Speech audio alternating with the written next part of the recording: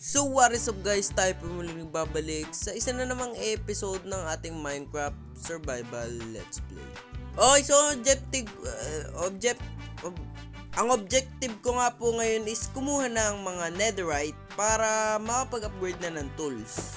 Pero bago yun, parang gagawa muna ako ng wool farm kasi para may bed akong parang pang mine sa nether. Okay, so dito ko na gagawin yung wool farm. Kailangan lang ng observer. And yan. Ano ba tawag doon? Dispenser. Okay, so ngayon ko lang po naisip bakit di ko lang gawin sa baba yung wool farm. Okay, so papadamayin ko muna po ito and babalikan ko kayo mamaya. And kung makikita nyo nga po is natapos ko na ito. Nakulong ko na yung mga sheep and ngayon is kailangan ko na lang ng stock. Mga ilang mga stock. Hindi ko din alam kung ilang man stock yung makuha ko, yun na yung gagamitin ko. Okay? So, pili ko naman is nasa tamang Y level na ako. Siguro na ako dito.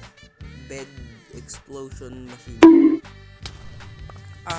Aray ko. Yung meron din siya debris. Yes! Pero muna iisa lang. Okay, so namatay po ako dahil na lava ako.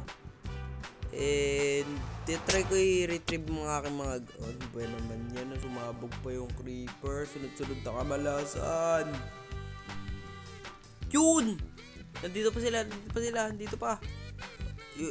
nandito sa ilalim yung iba kong gamit. Nasaan yung iba? Wala na, yung tools. Kompleto na ba to? Wait. Wala yung axe tsaka sword. Which is yung mga damage Ayun! Nandito pa. Yes! Walang nawala. So, currently po, meron akong 13 ancient debris. And magmamining pa ako and babalikan ko lang uli kayo.